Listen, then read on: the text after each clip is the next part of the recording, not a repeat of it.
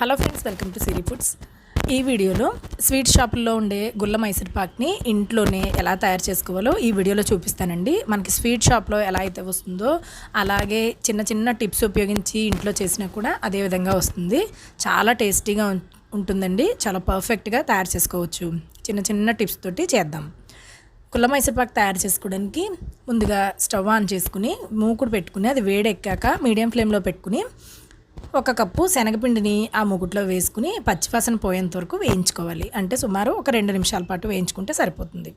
చూడండి, ఈ విధంగా వేగేటప్పుడు మంచి సువాసన వస్తూ ఉంటుంది. ఇలా పిండి కూడా పొడిపొడిలాడుతూ ఉంటుంది. ఇలా 2 నిమిషాలు వేయించుకున్న తర్వాత స్టవ్ ఆఫ్ చేసేసి ఈ వేయించిన శనగపిండిని ఒక ప్లేట్లోకి కానీ బౌల్లోకి కానీ తీసుకుని పక్కన ఉంచుకోండి. ఇప్పుడు ఈ శనగపిండిని ఇక్కడ చూపిస్తున్న విధంగా ఒక కింద మిక్సింగ్ బౌల్ లాంటిది ఒకటి తీసుకుని పైన జల్లెడ పెట్టుకుని మనం వేయించుకున్న శనగపిండి వేసుకుని 1/2 టీ స్పూన్ వంట సోడా దాంట్లో వేసుకుని ఈ విధంగా జల్లించుకుని తీసుకోవాలి. చూడండి, జల్లించుకుంటే ఈ విధంగా ఉండల్లాగా ఉన్న శనగపిండి ఏదైతే ఉందో అది సెపరేట్ అయిపోతుంది కదా. ఆ ఉండలన్నిటిని పక్కకు తీసేయండి. ఇప్పుడు ఈ పిండిని పక్కన ఉంచండి. ఇప్పుడు ఒక గిన్నె తీసుకుని కొంచెం వెడల్పుగా ఉండే గిన్నె తీసుకోండి. దాంట్లోకి 2 కప్పుల ఫ్లేవర్ లేని నూనెను వేసుకోండి. నేను ఇక్కడ ఫ్రీడమ్ సన్ఫ్లవర్ ఆయిల్ వేసుకుంటున్నాను. పల్లి నూనె, నువ్వుల నూనె ఇలాంటివి వాడకూడదు. ఇప్పుడు ఆ నూనె ఉన్న గిన్నెని స్టవ్ పైన పెట్టుకుని స్టవ్ ఆన్ చేసుకుని మంటను మీడియం ఫ్లేమ్లో పెట్టి వేడవనివ్వండి. ఇప్పుడు మరొక బర్నర్ పైన స్టవ్ ఆన్ చేసి మరలా మూకుడు పెట్టుకుని 2 కప్పుల పంచదారని వేసుకుని 1/2 కప్పు నీళ్లు వేసుకుని పంచదార పాకం పెట్టుకోవాలి. ఒక పక్క పంచదార పాకం పట్టుకుంటూనే మరొక బర్నర్ పైన మనం పెట్టుకున్న నూనెని వేడవనిస్తూ ఉండాలండి. ఇలా పక్కనే ఉంచి చేసుకోవాలి. మనకి పంచదార అనేది కొంచెం తీగ పాకం రానివ్వాలి. పంచదార అంతా కరిగిన తర్వాత ఒక 3 నిమిషాలకి మనకి తీగ పాకం అనేది వచ్చేస్తుందండి. ఖచ్చితంగా మంటను మీడియం ఫ్లేమ్లో ఉంచుకునే చేసుకోవాలి, లేకపోతే పాకం ముదిరిపోతుంది. చూడండి, పంచదార అంతా కరిగిపోయిన తర్వాత ఈ విధంగా మరుగుతూ ఉంటుంది కదా. ఈ టైంలో మనం ఒకసారి ఈ విధంగా చెక్ చేసుకుంటే తీగ పాకం అనేది వస్తుంది. ఇలా తీగలాగా రావాలి. ఇలా వచ్చిందంటే మనకి గుల్ల మైసూర్ పాక్కి పాకం తయారైనట్టే. ఇప్పుడు దీన్ని ఇలా ఉంచి మనం జల్లించుకుని పక్కన ఉంచుకున్న శనగపిండిని ఈ పాకంలో వేసుకుని కలుపుకోవాలి. ఎక్కడ ఉండలు లేకుండా చూసుకోవాలండి, జాగ్రత్తగా కలుపుకోవాలి. అందుకని గరిటె పక్కన పెట్టేసి విస్కర్తో కలుపుకుంటే మనకి చక్కగా ఎక్కడ ఉండలు లేకుండా పంచదార పాకంలోని ఈ శనగపిండి అంతా చక్కగా కలిసిపోతుంది. గరిటెతో అయినా కలుపుకోవచ్చు, ఉండలు లేకుండా చూసుకోవాలి. చూడండి, ఈ విధంగా నురగలాగా చక్కగా వచ్చేస్తుంది. ఈ విధంగా సాఫ్ట్గా వచ్చేయాలి.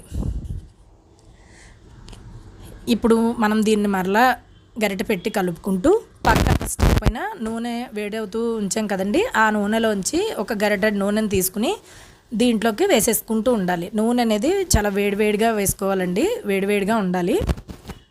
ఇలా ఒక చేతితోటి మనం శనగపిండిని కలుపుకుంటూ మరొక చేతితోటి పక్కన మరుగుతున్న నూనెని ఒక గరిటెడు వేసుకుంటూ ఉండాలి. ఇలా నూనె వేసిన తర్వాత కాస్త పొంగినట్టు అవుతుంది, నురగల్లాగా ఉంటుంది. ఆ తర్వాత మొత్తం కలిపేసిన తర్వాత నూనె అంతా పిండి పీల్చేసుకుని సాఫ్ట్గా అయిపోతుంది. అప్పుడు మరలా ఇంకొక గరిట మరుగుతున్న నూనెని వేసుకోవాలి. మరలా ఇదే ప్రాసెస్ని అలా రిపీట్ చేసుకుంటూ ఉండాలండి. మనకి ఎంతవరకు అంటే ఈ నూనెని ఇంకా శనగపిండి పీల్చకుండా ఉన్నంత వరకు మనము నూనె వేసుకుంటూ కలుపుకుంటూ ఉండాలి. ఇలా నూనె అంతా పీల్చేసుకున్నాక ఇలా సాఫ్ట్గా అయిపోతుంది కదా. మరొక గరిటెడు నూనె వేసుకుంటూ ఉండాలి. నూనెని ఎక్కువ మరిగిపోనివ్వకూడదండి. మరిగిపోతే ఒకవేళ స్టవ్ ఆఫ్ చేసుకుని మరలా వెలిగించుకోండి. చూడండి, ఈ విధంగా మనకి పిండి ఇలా గుల్లల్లాగా కన్నాల్లాగా వస్తూ కనిపిస్తుంది. అప్పుడు మనకి గుల్ల మైసూర్ పాక్కి సరిపడా కన్సిస్టెన్సీ అనేది తయారైపోయినట్టే. మనకి ఇలా తయారైపోయింది అంటే మనం వేసిన నూనెని ఇంక ఈ పిండి పీల్చుకోదండి. అంతవరకు మనం నూనె వేసుకుంటూ కలుపుకుంటూ ఆ ప్రాసెస్ని అలా రిపీట్ చేసుకుంటూ ఉండాలి. మంటని ఖచ్చితంగా మీడియం ఫ్లేమ్లోనే పెట్టుకుని చేసుకోండి. చూడండి, ఈ విధంగా తయారైపోయింది అంటే మనం వెంటనే స్టవ్ ఆఫ్ చేసేసుకుని పక్కనే ముందే మనము ఒక ట్రేలో కానీ కంచంలో కానీ నూనె రాసుకుని కానీ నెయ్యి రాసుకుని కానీ దాన్ని రెడీగా పెట్టుకోవాలి. ఈ విధమైన టెక్స్చర్ వచ్చేసిందంటే వెంటనే స్టవ్ ఆఫ్ చేసేసి మనం నెయ్యి రాసుకున్న ట్రేలోకి వెంటనే ట్రాన్స్ఫర్ చేసేసుకోవాలండి. లేకపోతే అది కొన్ని సెకండ్ల తేడాలోనే పొడిలాగా గట్టిపడిపోతూ ఉంటుంది. ఇలా ట్రాన్స్ఫర్ చేసేసుకున్నాక గట్టిగా నొక్కేయకుండా జస్ట్ అలా పైన స్ప్రెడ్ చేసుకోండి. దీన్ని కొద్దిగా చల్లారాక మధ్యలో ఘాట్లు పెట్టేసుకోండి, కట్ చేసుకోండి. ఇప్పుడు పూర్తిగా చల్లారిపోయిన తర్వాత చూపిస్తున్నాను. దీన్ని ఇలా ప్లేట్ పెట్టి వెనక్కి టర్న్ చేస్తే చక్కగా ఊడొచ్చేస్తుంది. ఇంతేనండి, చక్కగా మనకి గుల్ల మైసూర్పాక్ అనేది ఇంట్లోనే తయారైపోతుంది. చాలా ఈజీగా ఇంట్లో తయారు చేసుకోవచ్చు. కానీ ఒక 15 నుంచి 20 నిమిషాలు మాత్రం అలా దాన్ని నూనె వేసుకుంటూ తిప్పుకుంటూ ఉండాలి, అంతే. చూస్తున్నారు కదా, పర్ఫెక్ట్గా మనకి స్వీట్ షాపుల్లో ఏ విధంగా అయితే మైసూర్పాక్ ఉంటుందో అదే విధంగా మనకి ఇంట్లో కూడా తయారైపోతుంది. ఇంతేనండి. ఈ వీడియో చూసి మీరు ఇంట్లో ట్రై చేస్తే మీకు ఎలా వచ్చిందో నాకు తప్పకుండా కమెంట్ సెక్షన్లో రాసి తెలియజేయండి.